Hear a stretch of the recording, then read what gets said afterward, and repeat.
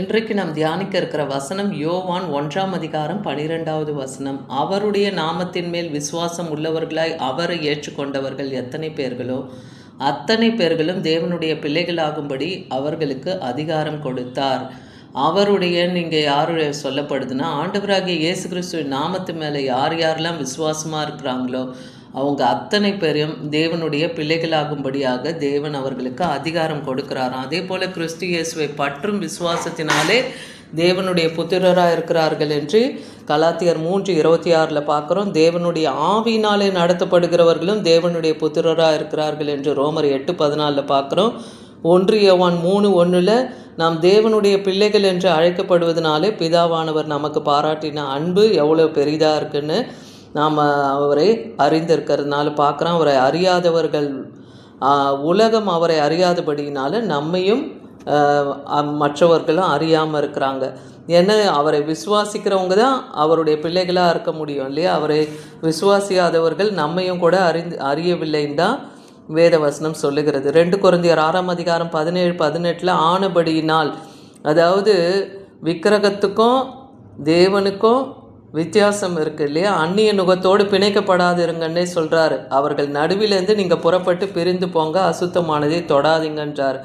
அப்பொழுது நான் உங்களை ஏற்றுக்கொள்வேன். அப்படி அந்நிய நுகத்தோடு பிணைக்கப்படாது இருக்கும்போது நான் உங்களை ஏற்றுக்கொள்வேன். நான் உங்களை பிதாவாக இருப்பேன், நீங்கள் எனக்கு குமாரரும் குமாரத்தியுமாக இருப்பீங்க என்று சர்வ வல்லமையுள்ள தேவன் சொல்லுகிறத பார்க்குறோம். கலாத்தியர் 4:6 மேலும் நீங்கள் புத்திரராக இருக்கிறபடினாலே அப்பா பிதாவே என்று கூப்பிடத்தக்க தேவன் தன்னுடைய குமாரனின் ஆவியை உங்கள் இருதயத்திலே வைத்திருக்கிறார்.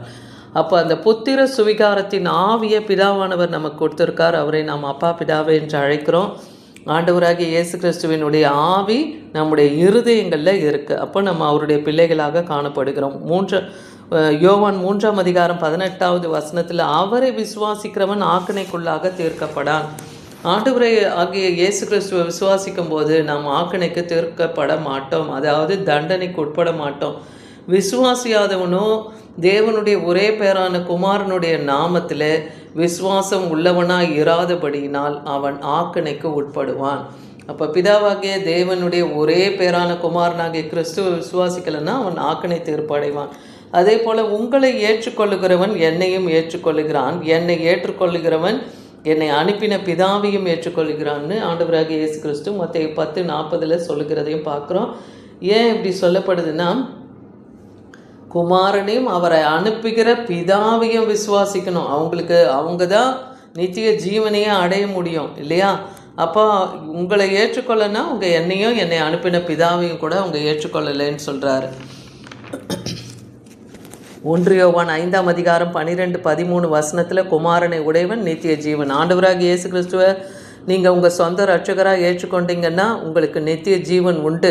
தேவனுடைய குமாரன் இல்லாதவன் ஜீவன் இல்லாதவனே வேதவசனம் சொல்லுது. நித்திய ஜீவன் உண்டு என்று நீங்கள் அறியவும், தேவகுமாரனுடைய நாமத்தில் நீங்கள் விசுவாசிக்கவும், தேவகுமாரனுடைய நாமத்தின் மேலே விசுவாசம் உள்ளவர்களாய் இருக்கவும் உங்களுக்கு இவைகள் எழுதப்பட்டு இருக்கிறது. அப்போ நித்திய ஜீவனுக்கு போகிற வழி இயேசு கிறிஸ்துவை விசுவாசிக்கணும். அவர் நாமமே அல்லாமல் நித்திய ஜீவனுக்கு வேறொரு நாமம் இல்லை. கொலேசியர் 2:6 பார்க்குறோம். நீங்கள் கர்த்தராகிய இயேசு கிறிஸ்துவை ஏற்றுக்கொண்டபடியே அவருக்குள் வேர்கொண்டவர்களாக இருங்க, அவருக்குள் கட்டப்படுகிறவர்களாக இருங்க, அவருக்குள் நடந்து கொள்ளுகிறவர்களாக இருங்க. ஏன்னா நீங்கள் போதிக்கப்பட்டபடியே விசுவாசத்திலே உறுதிப்பட்டு ஸ்தோத்திரத்திலே பெருகுவீர்களாக.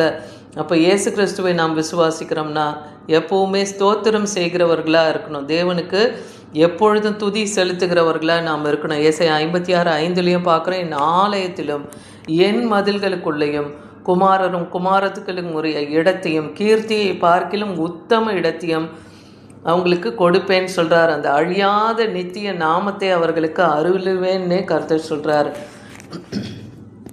யோவான் 20:31 வசனத்தில் இயேசு தான் தேவனுடைய குமாரனாகிய கிறிஸ்து என்று நீங்கள் விசுவாசிக்கும்படி விசுவாசித்து அவருடைய நாமத்திலே நித்திய ஜீவன் அடைய இதெல்லாம் எழுதுகிறேன். 2 பேதுரு 1:4 இச்சையினாலே உலகத்தில் உண்டாகும் கேட்டுக்கு தப்பி இந்த உலகத்து காரியங்களை இச்சைகளிலே நாம் விழுந்து போகாதபடிக்கு திவ்ய சுபாவத்துக்கு பங்கு உள்ளவர்களாகும் பொருட்டு மகா மேன்மை உள்ளவர்களாய் அருமையான வாக்கு தத்தங்களும் அவைகளினாலே நமக்கு அளிக்கப்பட்டிருக்கு.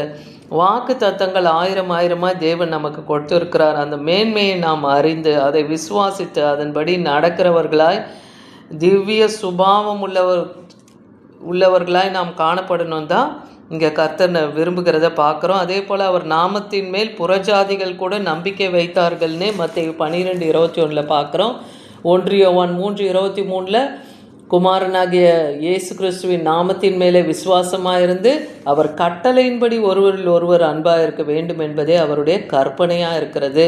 அந்த 10 கட்டளைகளை சுருக்கி தான் 2 கற்பனை. அது உன் தேவனிடத்தில் முழு இருதயத்தோடு முழு ஆத்மாவோடு முழு பலத்தோடு அன்பு கூறு, உன்னிடத்தில் அன்பு கூறுவது போல் பிறனிடத்தில் அன்பு கூறு. அப்படி செய்யும்போது நாம் அவருடைய புத்திரர்களாக இருக்கிறோம். யோவான் 11:52 ஜனங்களுக்காக மாத்திரமல்ல சிதறி இருக்கிற தேவனுடைய பிள்ளைகளையும் ஒன்று சேர்க்கிறதுக்காகவும் மரிக்க போகிறார் என்றும் தீர்க்க தரிசனமாய் சொன்னான். இங்கே யோவான் ஸ்நானகன் சொல்கிறார் இல்லையா, அவர் மரிக்க போகிறார் என்று தீர்க்க தரிசனமாய் சொன்னான்னே வேதவசனம் சொல்லுது. அதே போல் மத்தேயு 18:5 ஒரு பிள்ளையை என் நாமத்தின் நிமித்தம் ஏற்றுக்கொள்ளும். அதை சிறு பிள்ளையை போல் மாறலைன்னா தேவனுடைய ராஜ்யத்தில் பிரவேசிக்க முடியாது இல்லையா. அப்போ பிள்ளையை போல் நீங்கள் அவர் நாமத்தின் நிமித்தம் நீங்கள் அந்த பிள்ளையை ஏற்றுக்கொண்டீங்கன்னா அப்போது நீங்கள் அவருடைய குமாரரும் குமாரத்திகளுமா இருப்பீங்க.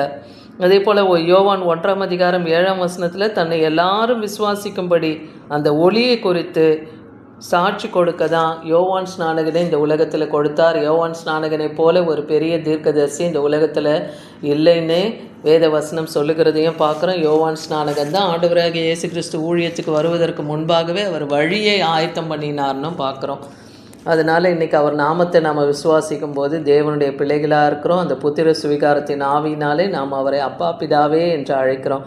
அவரும் நம்மை குமாரர் குமாரத்திகளாய் வைத்திருக்கிறார் என்பதை அது நமக்கு அதிகாரத்தையும் தேவன் கொடுத்திருக்கிறார். எப்படி குமாரனுக்கு சகலத்தையும் இந்த பூமியிலையும் வானத்தில் உள்ளவைகளும் பூமியில் உள்ளவைகள் எல்லாம் அவருடைய அதிகாரத்துக்கு கொடுத்திருக்கிறது போல அவருடைய பிள்ளைகளாகிய நமக்கும் அவருடைய அதிகாரத்தை கொடுத்திருக்கிறார்.